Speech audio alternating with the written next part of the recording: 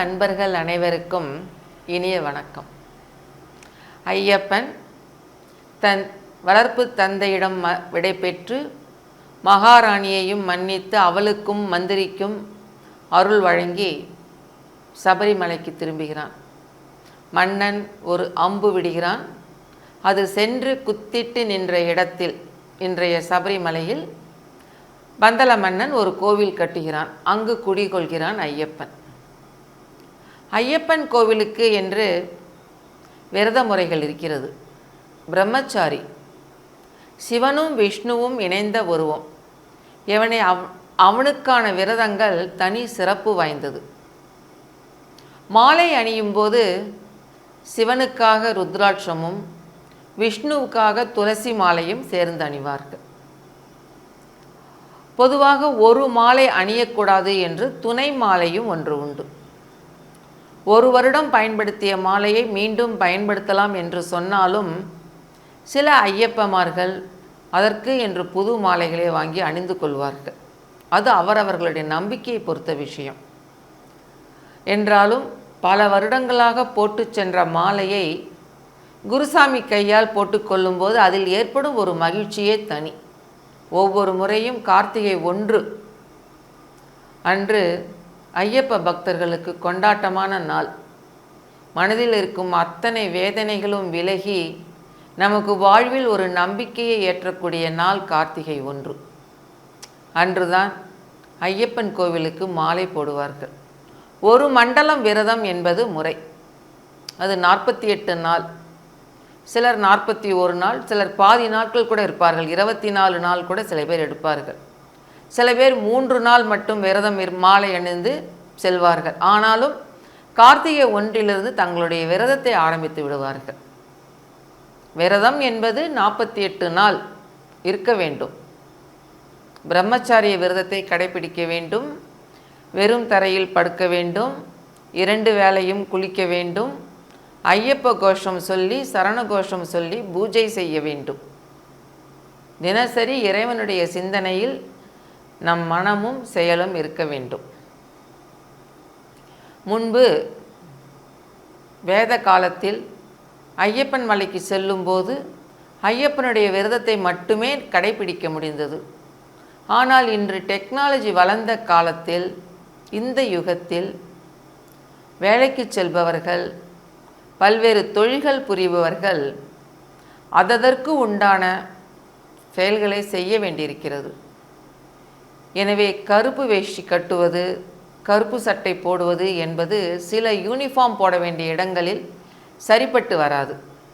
அந்த மாதிரி இருப்பவர்களுக்கு அவர்கள் அலுவலகத்தில் அளிக்கப்பட்ட யூனிஃபார்ம் போடலாம்.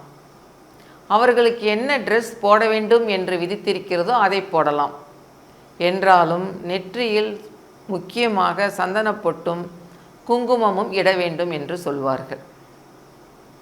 ஐயப்ப பக்தர்கள் ஒருவரை ஒருவர் பார்க்கும்போது சாமி சரணம் என்று சொல்வார்கள். ஏனென்றால் எல்லா இடத்திலும் இறைவன் வியாபித்திருக்கிறான். உனக்குள்ளும் ஐயப்பன் இருக்கிறான், எனக்குள்ளும் ஐயப்பன் இருக்கிறான். சுவாமி சரணம் என்று சொல்லும்போது நாம் வெளியில் உள்ள உருவத்தை பார்த்து சொல்வதில்லை, உள்ளுக்குள் இருக்கும் இறைவனை பார்த்து சொல்கிறோம். சுவாமி சரணம், ஐயப்பா சரணம் என்பது அதுதான். ஒருவருக்குள் இருக்கும் ஐயப்பனை இன்னொருவர் வணங்குகிறார். அதன் மூலம் இருவரிடையே ஒரு நட்பும் புரிதலும் அன்பும் நிலவும்.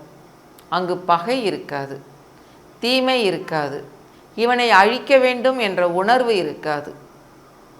அங்கு சகோதரத்துவம்தான் இருக்கும்.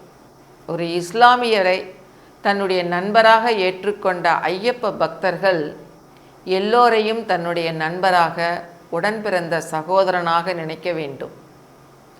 பொதுவாக ஐயப்ப விரதம் இருப்பவர்கள், மாலை போட்டு செல்பவர்கள் தங்களால் முடிந்த உதவிகளை செய்ய வேண்டும் என்பார்கள். பல ஐயப்ப பக்தர்கள் பல கன்னி ஐயப்பன்மார்களை தங்கள் சொந்த செலவில் அழைத்து சென்று வருவார்கள்.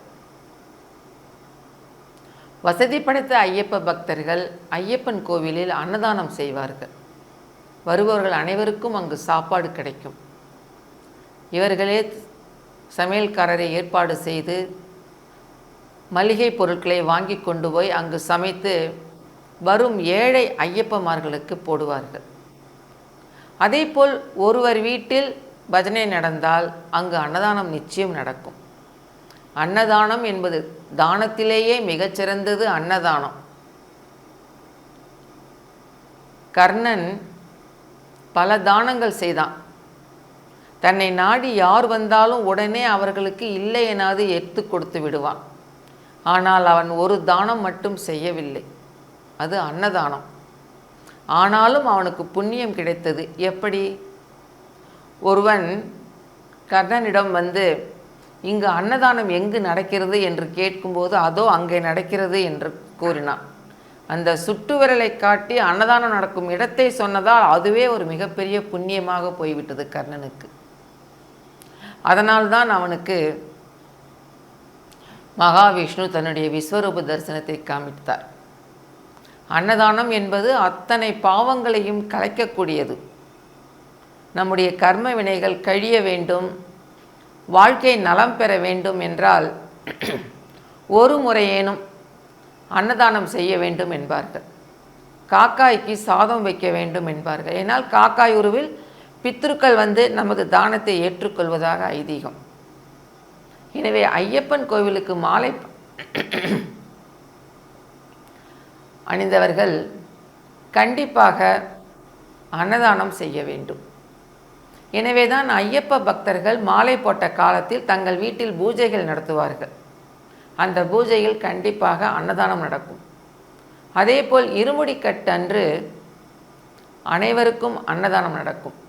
அதில் இவர்கள்தான் சாப்பிட வேண்டும், அவர்கள்தான் சாப்பிட வேண்டும் என்பது கிடையாது.